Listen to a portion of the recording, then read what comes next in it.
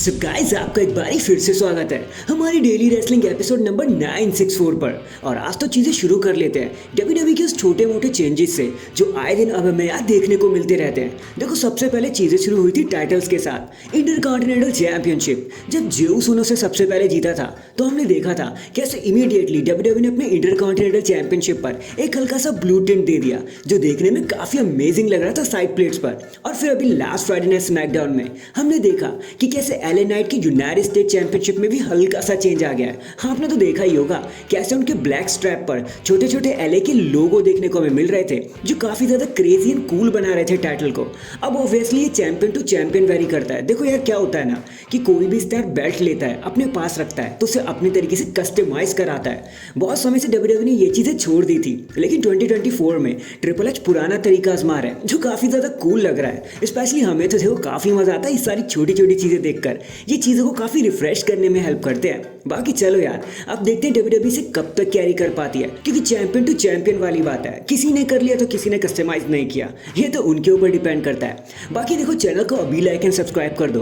Video को and तक पूरा देखना है आपने, क्योंकि देखो डब्ल्यूडब्ल्यूई के साथ कुछ भयंकर ही दिक्कत हो गई अपने टाइटल्स को लेकर भी, तो वीडियो को एंड तक पूरा देखना। एंड नाउ आप देख रहे हैं रेसलमैनिक्स एंड सब्सक्राइब करना तो बनता है। वेल गाइस, चीजें शुरू कर लेते हैं the Texas rattlesnake stone cold Steve Austin के साथ, क्योंकि ऐसा लगता है कि उन्हें अब एक सर्जरी के लिए जाना पड़ेगा। क्योंकि अभी एक पॉडकास्ट पे आते हुए उन्होंने इंटरव्यू दिया और बताया कि देखो भाई, मैं ज्यादा कुछ तो नहीं कहना चाहूंगा, लेकिन डब्ल्यूडब्ल्यूई के अराउंड मेरी नी में काफी ज्यादा प्रॉब्लम हो गई थी। मेरे लेफ्ट नी में अभी हाल ही में एक एसीएल की भी दिक्कत आ गई है, तो अब हो सकता है मुझे एक इंजरी के लिए एक सर्जरी करवानी पड़ जाए। और हो सकता है कि स्टोन कोल्ड अपनी लेफ्ट नी को अब रिप्लेस ही करा दे, जो बहुत ज्यादा दिक्कत की बात है भाई। भगवान करे आगे आने वाली लाइफ उनके लिए काफी अच्छी रहे, क्योंकि ये रिप्लेसमेंट्स ना करियर को ऑलमोस्ट खत्म कर देते हैं। वो तो अच्छा है कि ये वाली प्रॉब्लम उनके ऑन गोइंग करियर में नहीं आई, वरना स्टोन कोल्ड को काफी समय तक पीछे बैठना पड़ सकता था।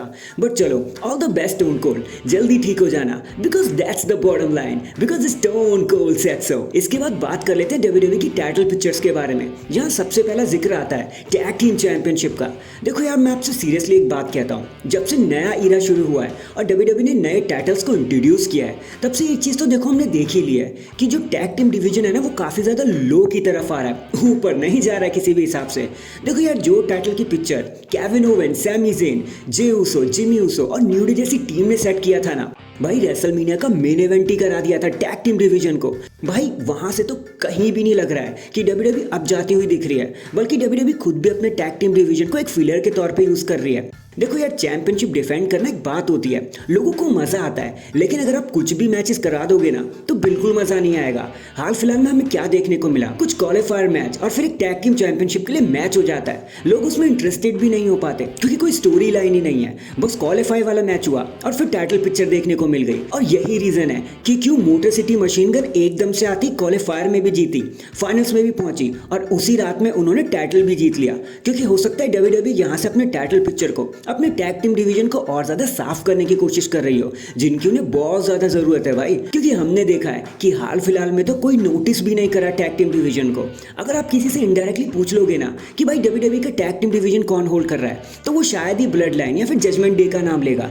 टाइटल इतना नीचे रिड्यूस हो चुका है और इसीलिए मोटर सिटी मशीन गन ने आते ही अपना थप्पा ठोक दिया। और हो सकता है स्मैकडाउन का tag team division Motor City Machine Gun ही संभाले और उसी के साथ हमें टैग टीम डिवीजन एक बार फिर से ऊपर जाते हुए देखे। क्योंकि हमें ये नहीं भूलना चाहिए कि मोटर सिटी मशीन गन कोई ऐसी वैसी फैक्शन नहीं है, वो बहुत टाइम से काम कर रहे हैं। 40 to 41 ईयर्स के वेटरन है वो, और वो कंप्लीट टैग टीम ही है, उन्होंने कभी इंडिविजुअली काम नहीं किया। सो हो सकता है अब यही एक न्यू ओपनिंग बन जाए टैग टीम डिवीजन के लिए। बाकी लेट्स सी यार, आगे क्या होता है वो तो देखा जाएगा। इसके बाद बात कर लेते हैं दी अमेरिकन नाइटमेयर कोडी रोड्स के बारे में। अब मुझे पता है आप सोचोगे कि यार ये रेसलमैटिक्स कोडी रोड्स की बात क्यों कर रहा है, इसने तो प्रॉब्लम की बात की थी ना। तो भाई प्रॉब्लम तो है, और कोडी रोड्स के साथ तो सबसे बड़ी प्रॉब्लम है। देखो हुआ कुछ यूं, अब कोडी रोड्स ने अपनी स्टोरी तो एंड कर ली, हमने उन्हें चैंपियन बनते हुए भी देख लिया।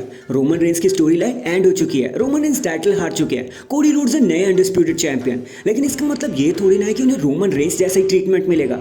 देखो यार, हुआ कुछ ऐसा ना कि जब से कोडी रोड्स ने टाइटल जीता है तब से उन्होंने अपने टाइटल डिफेंड तो किया है। वो हर मंडे नाइट रॉ, हर पेपर व्यू, हर स्मैकडाउन, हर लाइव इवेंट पर नजर आ रहे हैं, सब कुछ मेन इवेंट कर रहे हैं, लेकिन उनको वो इज्जत नहीं मिल पा रही जो रोमन को मिला करती थी।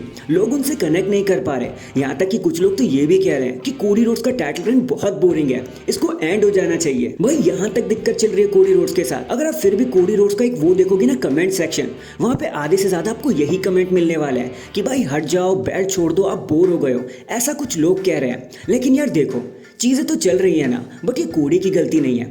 एक तो कोडी क्योंकि फेस है तो WWE ने हर जगह पर उन्हें दिखाना शुरू कर दिया, जिसकी वजह से उनका लिमिटेड रहना खत्म हो गया।